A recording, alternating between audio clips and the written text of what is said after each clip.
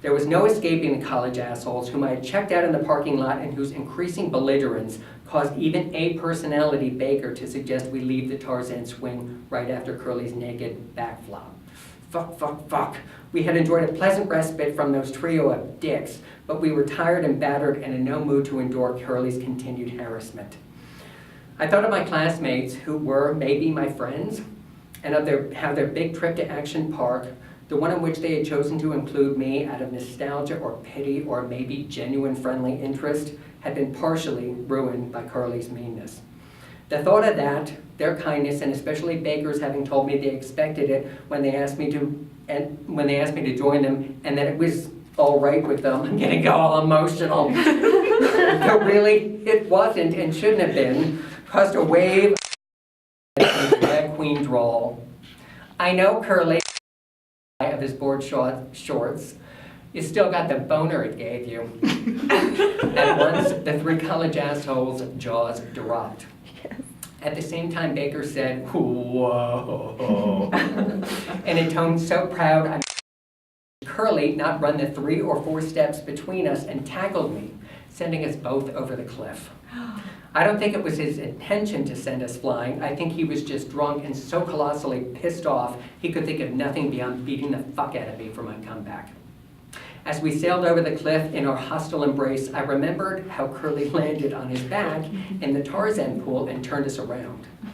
This caused him to do a 30-foot back flop that I hope would snap his spine.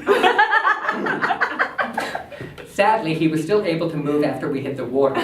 I knew this because he rained punches on me that really didn't hurt because the drag the water caused prevented them from having any power. When he realized he hadn't broken my jaw, Curly began choking me. This caused me to remember that part of my lifeguard training where, if a victim panics and grabs you in a way that would cause both of you to drown, dive deep underwater. This will make the victim let go and try to get to the surface. I did this and Curly let go and swam. Oh, and then I swam underwater as far away from him as I could. When I surfaced, I looked around to find Tommy and TJ had jumped off the cliff after us and were pounding on Curly. I looked from them to the top of the cliff where Baker stood between the 2 other college assholes. Baker saw me watching him, nodded, smiled, grabbed Curly's friends' right and left hands and jumped, taking them over the cliff with him. Oh my God, I said out loud. Baker and his 2 new buddies landed less than a foot from Curly, Tommy, and TJ. Any closer, and they all would have been dead from the collision. The 6 of them carried on a bit until my friends did surface dives and also swam away. Coming up next to me. Before Baker or any of us could suggest anything, a handful of teenagers, boys and girls, shouted and waved for us to get out of the pool. They did. They all saw, everyone saw what had gone on, and some of us had been aware of the drama since at least the Tarzan swing. This group beckoned us toward them and we swam their way. They helped us out of the pool and advised us to run for our lives. We did, as much because they told us as we heard death threats coming from all 3 college fucks right behind us. We ran, and bless their hearts, that group of teens and others did their best to slow down our enemies by milling about behind them and in front of them. And not just the kids at the cliff diving pool. Throughout the park, that is, between the cliff and the parking lot, people, mostly kids, deliberately got between the 4 totally cool, one of us gay, high schoolers and the 3 drunken college bullies. One couple even handed us our stuff, having collected it from the top of the cliff, bless their hearts. These kids' efforts would have given us the time we needed to get to Baker's Sob and make a clean getaway. The thing was, we hadn't done the cannonball loop. As we approached it, running for our lives and everything, Baker shouted, "The loop!" We changed direction immediately and ran toward it. The very few kids who were climbing it saw us and got out of our way. We booked up the stairs and jumped headfirst into the hole at the top.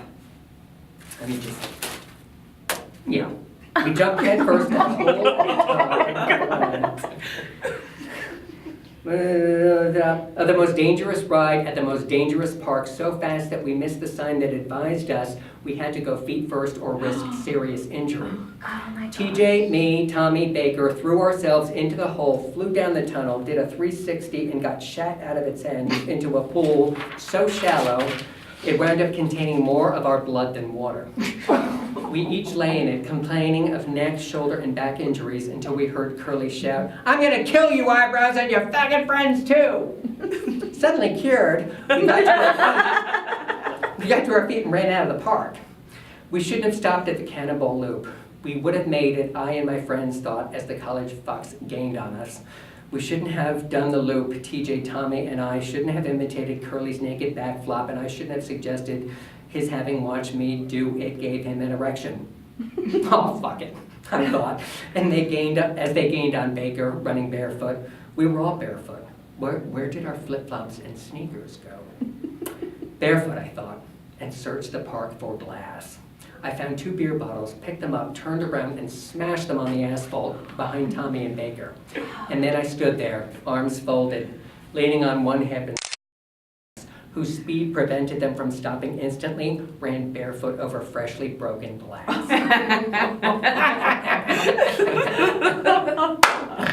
Behind me, my 3 friends stopped, turned around, and approached me. At once, the three of them said, "Oh my God." It was time enough for us to appreciate the shouts of pain as our enemies 6 feet slammed down on the sharp shards of glass. "Let's go," Baker said, and we did. We passed the totally injured college bucks as Baker drove us out of the parking lot. Curly and one of them were sitting on the ground pulling glass out of the soles of their feet while the third was vomiting. They were in such pain they didn't respond to the honks Baker gave them. We left the park and found the highway and zoomed back to New York and Larchmont, laughing and reliving every single moment of our day. The drama with the college guys and also the rides and the injuries they caused. We laughed, shouted, imitated Curly, played music, pulled over to buy snacks, and to me, had as much fun or even more fun reviewing our amazing day as we had enjoying it. Over and over, Tommy, TJ, and Baker took turns imitating my, "I know, you've still got the boner it gave you." Each time their impression got more drag queeny, and I didn't mind a bit. "The bottles, Chris," Baker said. "The bottles, the glass." "It was genius," said TJ. "How did you think of it?" asked Tommy. They all waited for my response. I thought about it and said just, "How long have you known me? All our lives?" "Yep, you're right," Tommy said. "Well done, Murph," said Baker. "I'm never crossing you," TJ offered, and then added, "though I wouldn't have before this trip, either." There was another silence, and then Tommy said, "You're not so scary." "So long as you're on our side," said TJ. Baker added, "Amen." And so I was on their side, then and throughout senior year. At parties, my 3 new friends, whom I had known since we were 5, would begin telling some group about our day at the park, inevitably finding me and asking me to take over the story. Indeed, Baker, Tommy, and TJ brought it up at one party to which I had not been invited.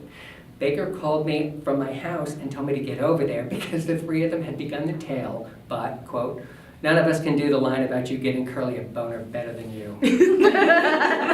Oh, I almost forgot. My father was awake when Baker dropped me off, though it was close to 10 p.m., I think. My mother had gone to bed, but Dad was up, waiting for the wicked son who had no friends outside of his family, returned from a visit to some park he had never heard of in the company of boys with whom I had never hung out. Baker pulled into the driveway of 26 Linden Avenue, and I opened the front passenger door. Yeah, he asked me to sit up front next to him after we got snacks at a New Jersey convenience store. "Thank you," I said to him, Tommy and TJ. "Thanks for indulging me and being patient." But where am I? Oh, here. "Chris," Baker said, "this wasn't a pity invite. We all wanted you to come." That was a lie, but I forgave Baker, who had been the holdout. "We had for years," Tommy said. "We were just afraid." I smiled, climbed out of the car, stuck my head back in and said, in a tone as soft as it was menacing, "There's nothing to be afraid of." Then I shut the door. They laughed, Baker honked, and my friends drove away. I came inside the back door to find my father sitting at the breakfast room table enjoying a beer in the day's New York Times. He looked at my face, arms and legs, and said, "Were you in a car accident?" "No, Dad," I said. "I went to Action Park in Vernon Valley, New Jersey with my 3 friends." I mussed my father's hair playfully, which both surprised and irritated him, and said, "Good night."